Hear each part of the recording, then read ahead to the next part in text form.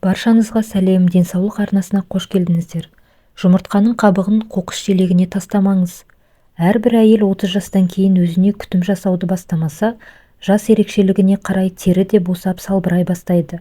Алғашқы әжім іздерінің де көрініс беруі 30 жастан асқаннан кейін байқалады. Бұл кезде бет терісіндегі эластик коллагенді жоғалта бастайды. Сондықтан мейлінше жастық қалпыңызды сақтап қалу үшін жұмыртқа қабығының да орасан зор көмегі бар екенін біріңіз білсеңіз, келесі біріңіздің хабарыңыз болмауыңыз мүмкін. Ендеше ас үйде жиі пайдаланатын азықтың бірі жұмыртқа екендігі белгілі болса, оның қабығына дейін пайдаға асыруға кірісейік. Қоқысқа тастамаңыз. Салатқа немесе қамыр илегенде кейде тамаққа жұмыртқаның қосқаннан кейін қабығын қоқыс желегіне тастамай кәдеге жарата біліңіз. Онымен бет терісі үшін керемет маска жасауға болады.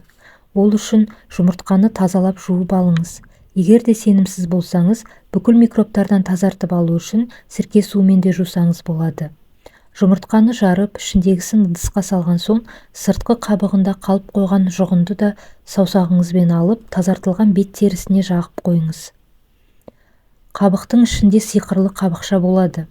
Жұмыртқа қабығының ішкі бөлігінде жұмсақ шілтер секілді жұқа қабықша болады. Сол қабықшаның бөлігін еппен абайлап, қатты қабықтан ажыратып алыңыз. Бұл пленка көз айналасындағы әжімдерге қарсы тұра алатын керемет құрал. Оны екіге бөліп, көз айналасындағы әжімдер көп шоғырланған аймаққа жапсырып қойыңыз. 10-15 минуттай ұстаңыз. Пленканы жапсырған кезде мимикаға жол жоқ, күлмеңіз. Көз айналасына жапсырған пленка түсіп қалмас үшін ол маңайды қозғамаған дұрыс. Ендігі кезек сыртқы қабығында. Қатты қабықты тазалап жуып, ұсақтап құрғату үшін майлықтың үстіне жайып қойыңыз. Әбден кепкенін күтіңіз. Ол үшін 2-3 күн күтсеңіз тіпті жақсы. Кепкен қабықты алып ұнтақтаймыз. Блендермен немесе дәкені 2-3 қабат етіп, қабықты орап алған соң сыртынан балғамен ұрып ұнтақтаңыз. Кәдімгі ұн секілді болып түйіршік қалмайтындай ұнтақтағаныңыз жөн.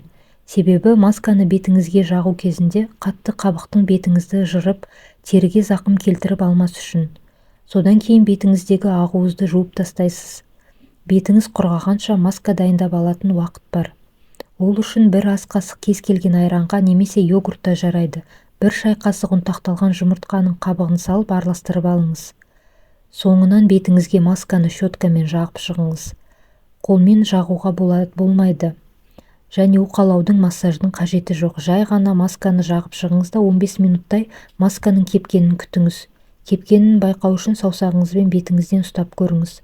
Содан соң бірден жуып тастамай, беттегі масканы қолмен сылып алып тастаймыз. Артынан қалған қалдықтарын жылы сумен шайып тастайсыз. Егер бетіңіздің терісі майлы болса, ештеңе жағудың қажеті жоқ. Ал құрғақ тері болса, маскадан соң міндетті түрде нәрлендіргіш кремді жағып қойыңыз. Бетіңіз сергіп, жаңарып қалғанын байқайсыз. Бұл масканы құрғақ тері үшін аптасына 2 рет, тіпті 3 рет жасауға болады.